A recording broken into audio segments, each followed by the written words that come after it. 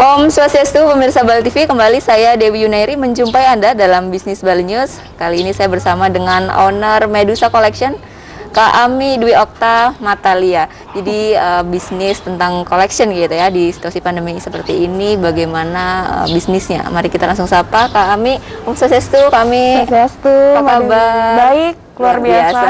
Makin cantik loh. Jadi Kak Ami ini owner ya Kak ya dari Medusa Collection. Jadi kan masih muda gitu, generasi muda sudah punya bisnis nih. Sejak kapan sih Kak mulai bisnisnya? Makasih udah dibilang muda ya. Jadi Medusa ini dimulai tahun 2017. Waktu itu saya masih kuliah. Kira-kira di semester mau semester akhir, mau sidang skripsi, punyalah ide karena riweh melihat di kalangan kita anak muda masih banyak yang pakai aksesoris impor dan lain sebagainya. Jadi muncul satu ide untuk memanfaatkan perca endek waktu itu. Jadi muncullah Medusa Collection. Ya, jadi memang kenapa memilihnya adalah perca endek nih? Kan banyak pilihan bisnis nih Kak. Kenapa tadinya ke collection? Iya benar. Padahal banyak yang bilang kan kain-kain endek itu terlalu kuno gitu kan. Mahal juga Kak. Jadi waktu itu lebih sering kayak penelitian dengan kampus itu ke daerah timur Bali karena kan endeknya lebih terkenal di sana. Jadi melihat wah ternyata perjuangan orang membuat kain ini benar-benar luar biasa gitu susahnya. Kemudian percanya itu kasihan banget kan. Padahal itu masih bisa dimanfaatkan, mungkin bisa digunakan untuk ikat rambut, jepit rambut gitu.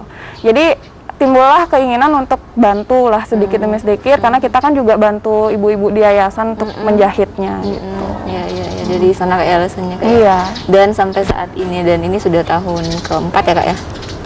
Mau keempat ya. Keempat ya. Ya, dan masih bertahan dan masih eksis. Ini kan tentunya juga tantangan ya Kak ya. Tidak mudah ya untuk memperkenalkan produk-produk dari endek ini sendiri yang mungkin untuk anak muda yang masih belum familiar gitu kan. Bagaimana sih Kak proses untuk memperkenalkan dari produk endek ini yang bisa jadi banyak koleksi gitu?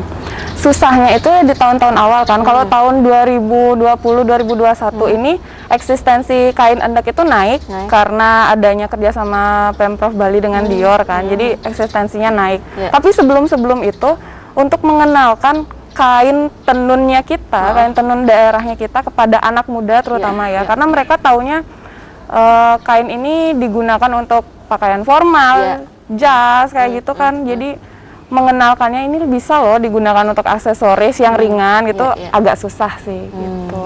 Jadi butuh konten yang menarik, terus pengenalan dengan cara-cara kayak kita open booth, masuk ke event-event anak muda gitu sih. Mungkin mengawalnya memang tantangannya terasa sekali ya Kak ya. Ya, sampai saat ini sudah mulai dikenal, dan pasarnya ini kemana aja Kak? Kalau sekarang, kalau dulu sih ya, sebelum pandemi kita masih bisa open booth di tempat-tempat pariwisata kayak di Sanur, Canggu. Dan ada event-event gitu Event-event. Jadi untuk ke luar Bali, terutama wisatawan yang datang luar negeri bahkan itu lebih ada peluangnya. Kalau sekarang bukannya tidak ada peluang, cuma kita memanfaatkan yang ada dulu kan.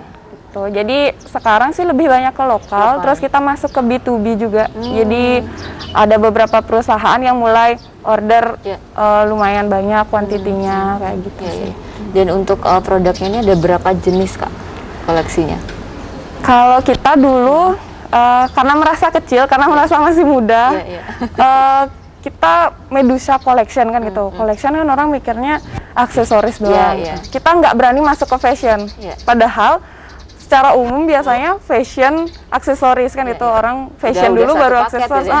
Kalau kita nggak, kita belajar dari hal yang kecil dulu, aksesoris dulu deh. Tahun ini kita baru masuk ke fashion. Tahun ini ya, di tengah pandemi ini ya. Benar. Jadi kayak ya udah deh, belajar dulu deh, coba aja dulu deh untuk fashion. Kita baru mulai kayak buat kemben untuk cewek gitu. Ada rok juga, ada baju gitu. Tapi untuk pendukungnya ada juga tas.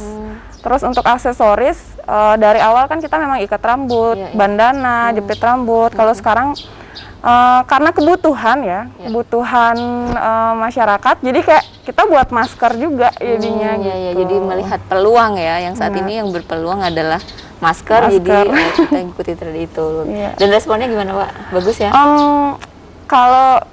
Kalau kita ya bersyukur ya di tengah-tengah pandemi, terus banyak juga teman-teman yang masih sangat berjuang gitu. Kita masih bersyukur ada yang mempercayakan ke kita untuk buat masker perusahaan di kita kayak gitu. Iya. Senang juga sih. Iya betul. Kalau melihat pendapatan ya Kak ya, penghasilan dari dibandingkan sebelum pandemi dengan pandemi, dipersentasekan ada penurunan berapa persen?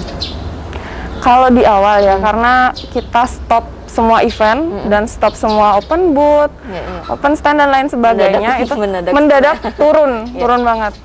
Gitu. Jadi hampir kayak mau ngasih kerjaan ke ibu-ibu penjahit itu mikir juga kan. Jadi kayak mungkin setengahnya itu hilang gitu. Karena setengahnya lagi kan kita manfaatkan marketplace kayak gitu masih bisa lah gitu. Tapi untuk tahun ini Pak, tahun kedua di pandemi. Nah benar, tahun kedua di pandemi kita nggak mau dong sama dengan tahun lalu. Tahun lalu kita harus istilahnya beradaptasi gitu. Karena kita nggak tahu sampai kapan pandemi ini akan berakhir gitu. Jadi kita benar-benar full online, kita buat website, mempergunakan sosial media, benar-benar optimalisasi sosial medianya. Jadi Astungkara mungkin omsetnya naik bisa sampai 200%. Oh, di tahun kedua malahan begitu jadinya. Mungkin karena memaksimalkan sosial media dan platform online ya. Iya. Iya. Tapi belajar juga sih dari teman-teman. Kita nggak bisa langsung meninggalkan offline. Offline masih tetap jalan, tapi digencarkan di online gitu. Iya benar. Karena bertemu dengan orang baru tuh untuk kepercayaan, terus tetap memperbaiki kualitas itu juga penting banget. Jadi ketika kita ketemu teman-teman offline gitu, kita lebih percaya diri nih. Ini ternyata kualitasnya beneran bagus. Bisa menunjukkan produk langsung ya Kak ya. Dan menurut saya juga keep in touch sama customer itu juga penting ya untuk dia bisa repeat order gitu kan. Iya. Dan untuk saat ini yang paling diminati Pak di situasi pandemi seperti ini? Yang paling diminati, padahal banyak orang yang jarang keluar. Ya. Selain masker ya, karena masker kan sepertinya memang kebutuhan. Betul. Ada kemben untuk perempuan, terus kemudian ada tote bag juga, tas. Kebetulan saya bawa hari ini. Jadi memang ini semua bahan bakunya dari endek ya Kak? Dari endek. Ada juga tambahan karena kita kan dari awal adalah meningkatkan eksistensi kain lokal. Jadi mungkin suatu saat nanti mungkin tidak hanya tenunnya Bali gitu. Jadi kayak sekarang kami juga coba Sumba juga, terus nyoba juga untuk batik jumputannya Solo. Gitu. Jadi ingin memperkenalkan produk lokal ya, tidak hanya Bali tapi ya Nusantara gitu kan. Ya, luar biasa. Dan ini sebagai anak muda juga sebagai penggagas itu ya, menginspirasi banyak generasi muda ini untuk bisa juga membangun bisnis gitu ya. Tidak mengandalkan satu sumber penghasilan gitu kan. Berat nggak sih Kak bisa berbagi mungkin sebagai generasi muda nih?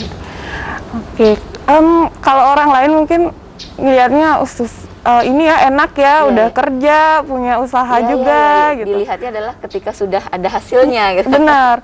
Prosesnya nggak ada yang tahu dari 2017 itu seperti apa. Terus kita tidurnya berapa jam sehari, nggak ada yang tahu kegiatan kita apa saja itu. Lumayan susah, tapi memotivasi juga untuk teman-teman karena banyak ya generasi muda yang hobi rebahan gitu istilahnya ya. Tapi ternyata rebahan itu nggak sembarang rebahan. Teman-teman bisa memanfaatkan sosial media sekarang, benar gitu. Dengan ya pastilah teman-teman di sosial media ada pride-nya ketika banyak followers kan. Nah, sekarang tinggal mengoptimalkan sosial media itu, tinggal di manage ya. Benar. Jadi memang itu sih bagaimana kita juga bisa melihat peluang ya Kak ya di situasi pandemi ini. Nah Kak, untuk sebelum pandemi ini kan juga sudah dikenal ya, tidak hanya di Bali, kancah nasional dan bahkan juga sudah keluar juga. Dan saat ini bagaimana Kak untuk di nasionalnya, kemudian apakah masih ekspor juga? Oke. Kalau untuk tahun ini ya masih lumayan lah. Kalau teman-teman kita di Manado terutama lebih ke B2B, jadi lebih banyak yang order sekalian gitu, banyak karena jauh juga kan. Tapi kalau misalnya untuk retail yang eceran itu ya banyak dari teman-teman di Jakarta, Surabaya, mungkin karena kangen liburan ke Bali. Terus kalau misalnya beli pernak-pernik Bali itu mungkin mengobati ya kangennya untuk liburan ke Bali. Terus kalau misalnya untuk ekspor masih ada beberapa, karena kan teman-teman banyak yang memang nggak bisa pulang ke Bali, saking kangennya. Jadi ya udah aksesorisnya dulu deh gitu. Atau mungkin ada yang sudah rindu dengan kerabat, dengan sahabat, temannya. Itu kadang request ke kita, boleh nggak nanti dibungkus kado dan sebagainya, mau kirim ke ini. Itu jadi istilahnya pandemi ini berwarna sekali gitu. Dan kita juga di situasi pandemi memang dituntut untuk lebih kreatif dan inovatif Kak ya. Dan lebih ketika mungkin tahun-tahun sebelumnya yang semangatnya cukup 50%, sekarang harus nambah 200%. Benar. Dan tiap hari kita harus ketika bangun pagi, padahal capek ya. Oh hari ini harus lebih banyak nih, harus lebih baik nih, harus ada sesuatu yang baru nih yang kita ciptakan seperti itu. Betul. Nah untuk bahan bakunya sendiri nih Kak, selama ini ya tahun keempat ada kendala nggak dari endeknya sendiri? Kalau endek itu sebenarnya ada banyak levelnya. Bahkan sekarang banyak ada yang endek campuran kan, jadi kita harus lebih berhati-hati untuk milih bahan. Terus untuk varian warna juga harus kita perhatikan karena ada beberapa jenis endek yang bisa luntur dan lain sebagainya gitu. Jadi untuk sama penenun kita tetap masih bisa komunikasi karena kan di Bali juga jadi nggak terhalang PPKM dan lain sebagainya, itu masih bisa kita kondisikan gitu. Jadi untuk menjaga kualitas aja kita lebih edukasi ke customer bahwa kain tenun itu seperti ini sifatnya, bahannya gitu. Ya, karena penting juga karena biasanya masyarakat itu komplain gitu ya karena dia tidak tahu gitu kan, kurang diedukasi. Nah, berarti tidak ada kendala untuk bahan bakunya itu kan. Dan yang digunakan dari Medusa Collection ini karena tadi ada Kakak bilang ada tingkatannya nih. Ini digunakan grade yang keberapa nih gitu. Kalau sebenarnya di Bali ada banyak sekali tenun. Misalnya beleleng, ada tenun Mas Tuli, terus di Karangasem ada tenunnya Sidemen, Lasem, Klungkung, ada tenun Gianyar dan lain sebagainya. Kita memilih menggunakan kain tenun di Klungkung, kain tenun sampalan. Dan itu tidak luntur ya? Ada yang luntur, ada beberapa yang luntur. Ada beberapa yang luntur, tapi kita memang tergantung penggunaannya. Kalau misalnya baju kita gunakan yang kerapatannya tidak terlalu mempengaruhi warna gitu. Jadi lunturnya paling pencucian pertama aja. Setelah pemakaian udah bisa tahan warnanya gitu. Kalau memang mau yang tidak luntur berarti yang harus dilasem, jadi penguatan warna. Dan itu juga penting untuk disampaikan kepada customer ya, bagaimana menjadi penjual yang jujur gitu kan. Dan untuk melihat nih Kak, kompetitor yang berbisnis semacam ini, collection itu kan banyak nih. Bagaimana Medusa Collection ini untuk tetap bisa eksis, apalagi di situasi pandemi. Nah kita senang ya, akhirnya rame-rame yang jualan aksesoris, aksesoris lokal. Tapi kita kan belajar dari awal, kita punya keunikan tersendiri. Kita lebih ke woman empowerment, dari penjahit. Sekarang pun kita sudah mulai mengajak ibu-ibu di desa, di Tabanan. Jadi kita punya keunikan tersendiri, Medusa itu. Jadi ketika orang melihat produk kita, oh Medusa punya ini kayak gitu. Jadi berusaha menyelipkan keunikan di setiap produk. Ciri khasnya ya. Iya Kak. Jadi terakhir Kak, bisa disampaikan sebagai sharing semangat nih dari Medusa Collection kepada rekan-rekan pelaku bisnis, terutama untuk perempuan dan juga generasi muda. Silakan. Oke deh, untuk teman-teman generasi muda, terutama perempuan ya, karena kita di sini kadang banyak yang merasa kita kurang power, kurang sebagainya lah. Kita bisa dan tentunya akan banyak sesuatu kreativitas yang dihasilkan dari pekerjaan sehari-hari perempuan, misalnya menjahit. Mungkin terlihat seperti hobi yang simple untuk menghabiskan waktu luang saja, tapi ternyata itu adalah sebuah terapi, menciptakan sesuatu yang baru dan membantu orang lain. Salah satunya itu penenun dan juga penjahit di Medusa. Banyak elemen yang terbantukan ya Kak ya dengan sebuah produk. Jadi kita bisa membantu banyak elemennya, dari penjahit, dari tukang tenunnya, gitu, luar biasa. Kami terima kasih banyak informasinya, sehat-sehat selalu ya Kak. Baik pemirsa, demikian tadi wawancara kami bersama dengan Kak Ami Dwi Okta Matalia, owner dari Medusa Collection. Demikian bisnis Bali News kali ini. Terima kasih atas perhatian Anda. Sampai jumpa. Om Santi Santi Santi.